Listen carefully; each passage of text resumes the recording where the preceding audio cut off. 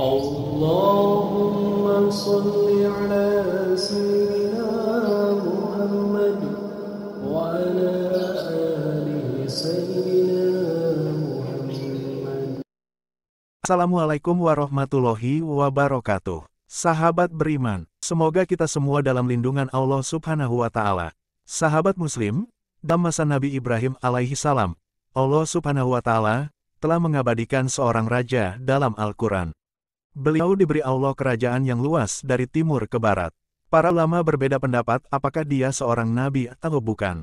Tapi yang jelas beliau adalah salah seorang raja yang soleh dan adil yang Allah sebutkan kisahnya di dalam Al-Quran. Imam Ibnu Katsir menyebutkan bahwa raja yang satu ini pernah tawaf di Ka'bah ketika Ka'bah baru dibangun oleh Nabi Ibrahim alaihi salam. Dan beliau diberi kekuasaan oleh Allah Subhanahu wa Ta'ala untuk mengurung salah satu makhluk Allah, yang nantinya makhluk ini akan keluar menjelang hari di mana bumi ini akan dihancurkan oleh Allah Subhanahu wa Ta'ala, yaitu hari kiamat. Tidak ada satupun makhluk di dunia ini yang bisa melawan mereka, kecuali Allah Subhanahu wa Ta'ala. Lalu, siapakah raja ini? Bagaimana beliau bisa mengurung makhluk yang tidak ada satupun orang yang bisa melawan mereka, kecuali Allah Subhanahu wa Ta'ala? Tonton videonya sampai selesai, dan dukung channel ini, agar bisa menyiarkan sejarah Islam lainnya. Dengan cara di-subscribe, like dan tulis komentar positif di halaman komentar. Dan saya doakan semoga kita semua mendapat syafaat dari Nabi kita, Muhammad SAW, di hari kiamat kelak. Amin ya robbal alamin. Sahabat Muslim, raja yang satu ini bernama Zulkarnain. Beliau hidup pada zaman Nabi Ibrahim alaihi salam. Imam Ibnu Jarir At-Tabari meriwayatkan bahwa Imam Mujahid pernah berkata, Raja Timur dan Barat itu ada 4. 2 orangnya adalah beriman, dan 2 orang lagi adalah kafir. Adapun 2 raja yang beriman itu adalah Nabi Sulaiman bin Daud alaihi salam dan Raja Zulkarnain. Sedangkan 2 orang yang kafir adalah Bukhtansar, Raja Romawi, dan Namrud bin Kanan.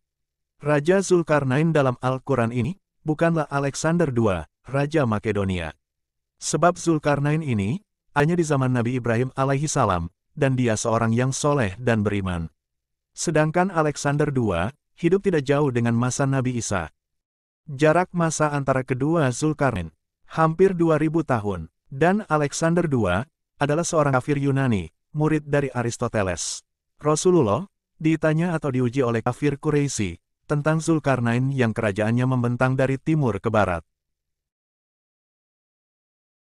Allah Subhanahu wa Ta'ala menjawabnya dalam surat Al-Kahfi, yang artinya, mereka akan bertanya kepadamu, Muhammad, tentang Zulkarnain. Katakanlah, aku akan bacakan kepada kalian cerita tentangnya. Sesungguhnya kami telah memberi kekuasaan kepadanya di muka bumi, dan kami telah memberikan kepadanya jalan untuk mencapai segala sesuatu.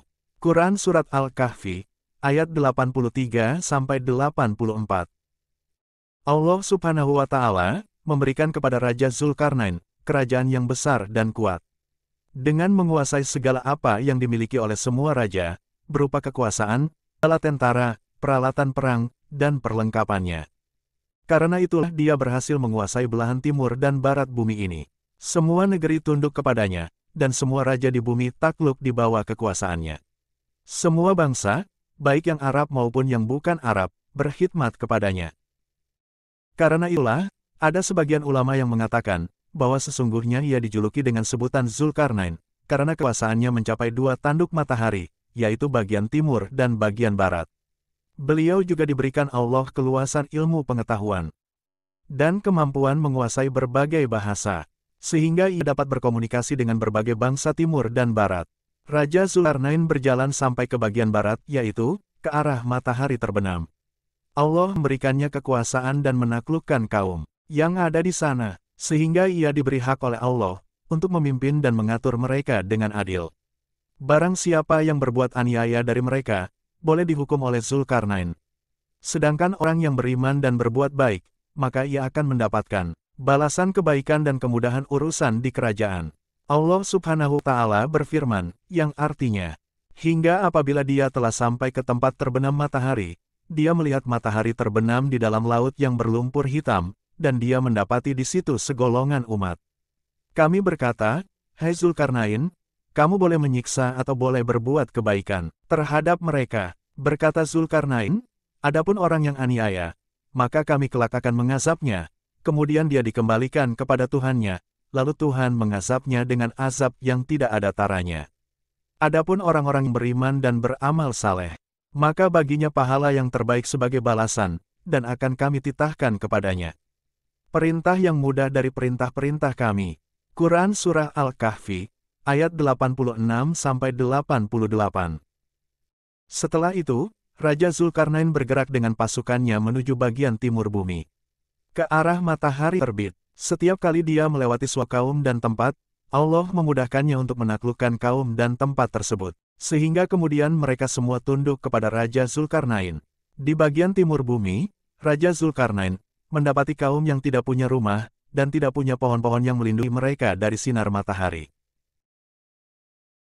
Mereka hidup di dalam gua dan lubang-lubang.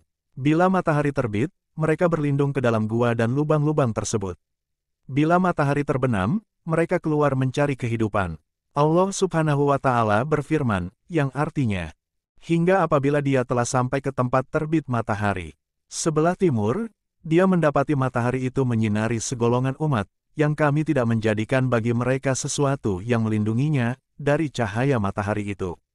Quran Surah Al-Kahfi, ayat 90. Pernah sejumlah pasukan datang ke tempat mereka itu. Maka para penduduknya berkata kepada pasukan itu, janganlah kamu berada di tempat ini ketika matahari dalam keadaan terbit. Pasukan itu berkata, kami tidak akan meninggalkan tempat ini sampai matahari terbit, tetapi apakah tulang-tulang ini? Para penduduk tempat itu berkata, ini adalah bekas bangkai suatu pasukan yang berada di tempat ini saat matahari sedang terbit, akhirnya mereka semua mati kepanasan. Ibnu Jarir melanjutkan kisahnya, bahwa akhirnya pasukan itu lari tunggang langgang, meninggalkan tempat itu menuju kawasan lainnya. Kemudian Raja Zulkarnain menempuh jalan yang lain, hingga sampailah ia di sebuah negeri yang terletak di antara dua bukit. Kaum di sana menggunakan bahasa yang tidak dimengerti. Akan tetapi, Zulkarnain dengan izin Allah memahami bahasa mereka. Di antara dua bukit itu ada celah yang terbuka ke arah dua kaum lain yang sangat kejam dan ganas. Mereka adalah kaum Yakjuj dan Makjuj. Mereka selalu membuat kerusakan dan keonaran. Bagi kaum yang lain, Yakjuj dan Makjuj ini merupakan keturunan Nabi Adam juga. Dan mereka akan menjadi penghuni neraka yang paling dominan. Dalam hadits qudsi yang sahih, Rasulullah SAW bersabda, hai Adam. Adam menjawab, labaika wa sadaika, segala kebaikan di tanganmu. Allah berfirman, kirimkanlah rombongan ke neraka. Adam bertanya, berapa orangkah yang dikirimkan ke neraka? Allah menjawab, dari setiap 1000 orang, yang 99 ke neraka, sedangkan yang seorang dikirimkan ke surga.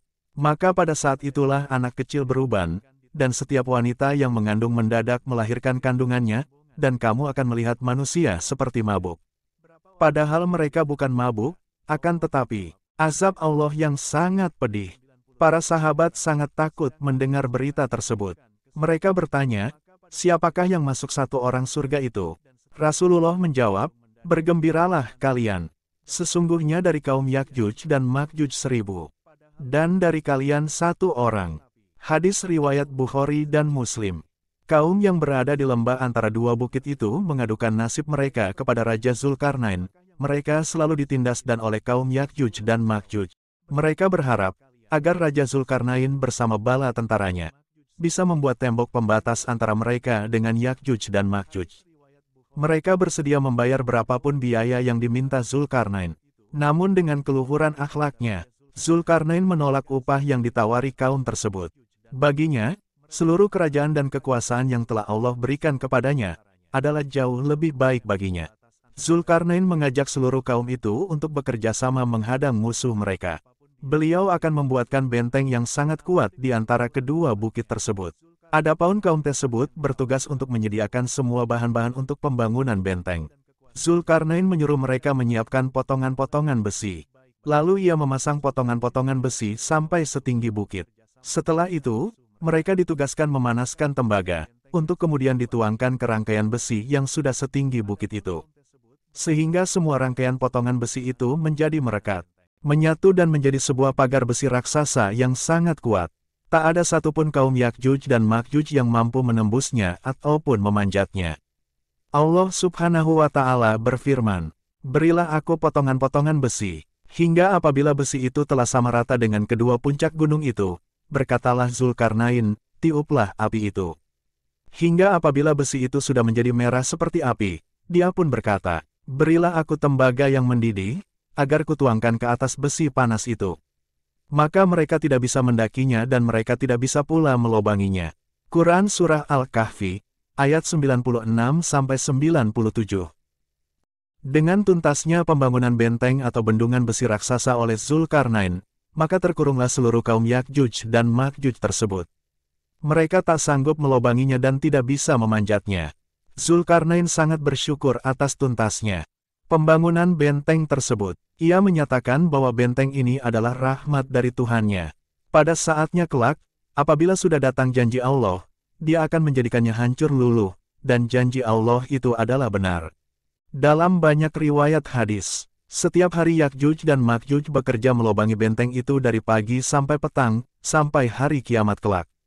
Dan menjelang kiamat nanti mereka akan berhasil membukanya dan keluar dari kurungan benteng tersebut. Kemunculan Yakjuj dan Makjuj akan menjadi salah satu tanda-tanda besar hari kiamat, setelah kemunculan Dajjal dan turunnya Nabi Isa dari langit. Mereka memangsa manusia dan tidak ada yang mampu memusnahkannya. Termasuk Nabi Isa juga tidak berdaya mengalahkannya. Akhirnya Nabi Isa berdoa kepada Allah agar menurunkan pertolongan untuk memusnahkan Yakjuj dan Makjuj. Berdasarkan hadis riwayat Abdullah bin Mas'ud, dia berkata, ketika malam diisrakannya Rasulullah Shallallahu Alaihi Wasallam, beliau berjumpa dengan Ibrahim, Musa, dan Isa alaihi salam. Lalu mereka membicarakan tentang kiamat, hingga beliau bersabda, maka mereka mengembalikan pembicaraan kepada Isa. Lalu beliau, Isa, menyebutkan terbunuhnya Dajjal, kemudian berkata, selanjutnya manusia kembali ke negeri-negeri mereka, lalu dihadang oleh Yakjuj dan Makjuj yang berdatangan dengan cepat dari setiap tempat yang tinggi.